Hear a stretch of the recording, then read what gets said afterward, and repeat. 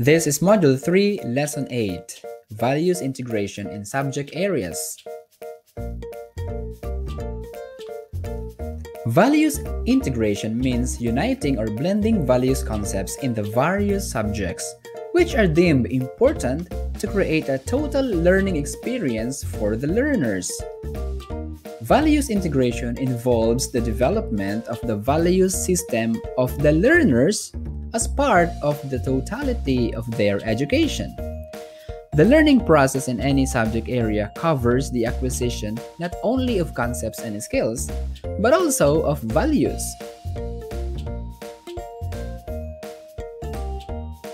The identification of values to be integrated arises from the nature of the discipline and its content. For example, learning science concepts and acquiring scientific skills should lead to the development of the scientific attitude like intellectual honesty, respect for the emergence of new knowledge and system, and preciseness and discipline in work performance. Then, the experience of the decision-making process in the social sciences, for example, should develop objectivity, appreciation of knowledge, and its application to the choice-making activity, truthfulness, and the valuing of historical experience of aesthetic values. Health and physical education, for example, should bring about a respect for life and the human body. So, these are just some examples of values integration in different areas of study. In general, the success of the integration of values in the different subject areas depends on the teacher's creativity in making use of situations to facilitate the students' values development, as well as on their perceptive skills to identify points in a lesson that would serve as entry points for specific values. Let's now go to the types of values integration. The first one is vertical integration approach. Here, values concepts are integrated from the lowest to the highest level of education. We have the total vertical and the partial vertical integrations. So in total vertical integration, values are integrated in all subjects in all levels of education. Sa lahat ng subject at sa lahat ng levels, like from kinder to grade 12. Then, in partial vertical integration, values are integrated in some selected subjects or courses in all levels of education. So, sa lahat ng levels, pero hindi sa lahat ng subjects. Halimbawa, from kinder to grade 12, pero sa makabayan na subjects lang. Then, the second one is the horizontal integration approach. Here, integration is only done in one specific grade or year level. We have the total and partial horizontal integrations. In total horizontal integration, values integration is done in all subjects or courses in the selected grade or year level. Halimbawa, sa lahat ng subjects ng grade 10 lang or sa lahat ng subjects ng grade 6 lang.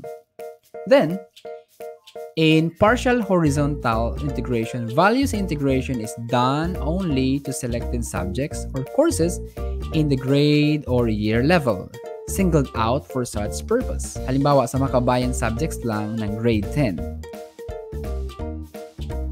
Then, the third one is natural integration. Here, the teachers utilize the subject matter or activity undertaken to emphasize concepts or values that the teacher wishes to bring about. Halimbawa, after watching a video clip on environmental destruction, the teacher emphasizes the value of self-discipline through the proper waste disposal or recycling, for example. Then the fourth one is the unnatural integration. Here, the teacher adds an activity to the lesson plan that touches a particular value. Halimbawa, a short question and answer. How do students dispose their garbage? To touch the value of self-discipline related to environmental care. And lastly, the eclectic integration.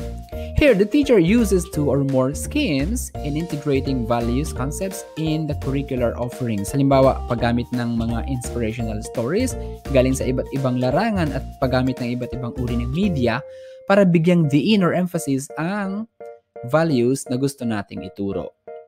So, those are the types of values integration: vertical integration, horizontal integration approach, We have the natural integration, and then the unnatural integration, and the eclectic integration.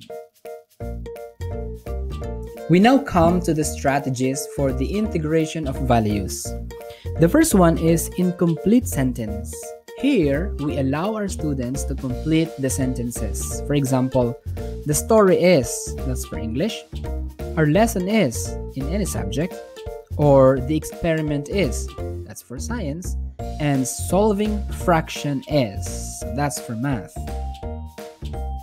Number 2, giving one's title a video, photo, story, poem, etc. Nowadays, video clips, photos, memes, and other popular types of media are also used in various subjects. Number 3 is using value judgment questions. Here, we allow students to think more creatively and reasonably through value judgment questions. For example, if you were Manny Pacquiao, would you run for presidency? Why? So that's in social studies subject. And then, do you think the main character in the story is right to leave his family? Why?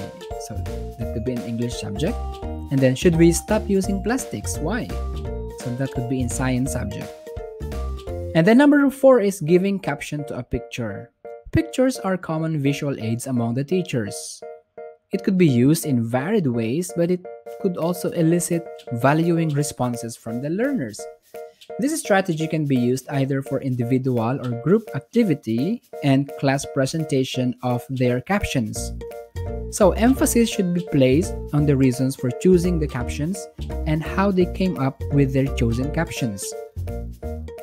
Number 5 is values voting. Here, the teacher reads aloud each question, which begins with, how many of you blank?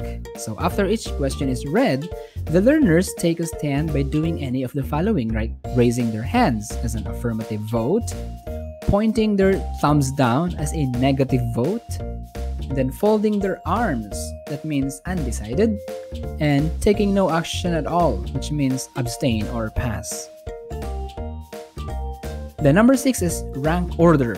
Here, the teachers ask the students to rank several items. For example, the following are the challenges in today's classes, which is number 1 to you, which is number 2, 3, 4, and 5. For example, lack of resources like smartphone, laptop, desktop, internet, and so on. Unstable internet connection.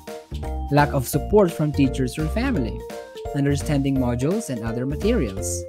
So much distractions like mobile games. So here, the students will rank them based on their personal experiences. The number 7 is reacting to a statement made by a person, whether living or dead, or character of a story. For example, Ninoy Aquino said, "The Filipinos are worth dying for. What is your reaction?" Or one landowner stated, "I defend my land, nobody can get it from me. What can you say about the matter?" So here, the students are given opportunity to think creatively. And number 8 is I learned statement. Here, the teacher allows the students to express whatever they learned in the lesson, or to express and share their enduring learning, or the particular topic retained in their mind, which we call enduring learning.